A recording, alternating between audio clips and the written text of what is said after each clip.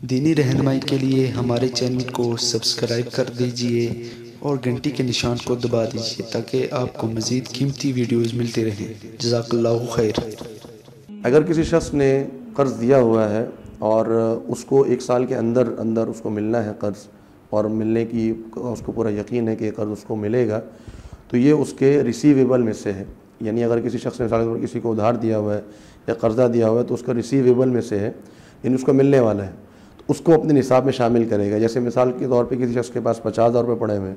اور اس نے 20,000 روپے کسی کو قرضہ دیا ہوا ہے، تو اب وہ زکوٰۃ 50,000 پہ نہیں نکالے گا بلکہ 70,000 روپے میں نکالے گا۔ اور اگر کسی شخص نے کسی کو قرضہ دیا ہوا ہے اور وہ ایک طویل مدت کے لیے ہے، یعنی 4 سال یا 5 سال کے لیے، تو اس میں علماء کا اختلاف ہے کہ زکوٰۃ اس پر کون ادا کرے گا۔ تو اس میں احتیاط یہ ہے کہ جس نے قرضہ دیا ہے، چونکہ اس کو یقینی طور پہ واپس ملنا ہے، لہذا وہ بھی ہر سال اس کی زکوٰۃ ادا کرے۔ جیسے مثال کے طور پہ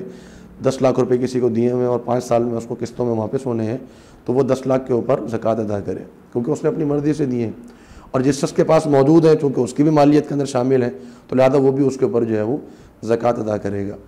لیکن اگر کسی شخص نے قرضہ دیا ہوا ہے اور معلوم نہیں ہے کہ وہ قرضہ واپس ملے گا یا نہیں ملے گا،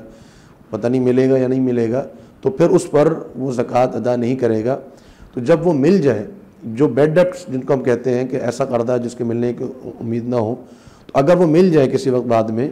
تو اس پر 1 سال کی وہ زکوٰۃ ادا کر دے۔ لیکن جب تک وہ نہیں ملتا اور وہ غیر یقینی کیفیت میں ہے تو اس پر وہ زکوٰۃ ادا نہیں کرے گا۔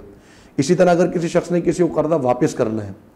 تو اگر اس نے اسی سال واپس کرنا ہے تو وہ اپنے نصاب میں سے اس کی رقم کو مائنس کر دے گا، کیونکہ اس کا پیبل میں سے ہے۔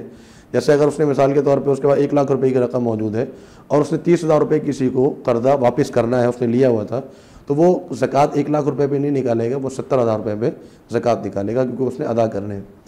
اگر اس نے قرضہ طویل مدت کے لیے لیا ہوا ہے، جیسے مثال کے طور پہ کسی شخص نے کوئی پلاٹ خریدا ہوا ہے یا گھر خریدا ہوا ہے یا فلیٹ خریدا ہوا ہے، گاڑی خریدی ہوئی ہے، ان کی انسٹالمنٹس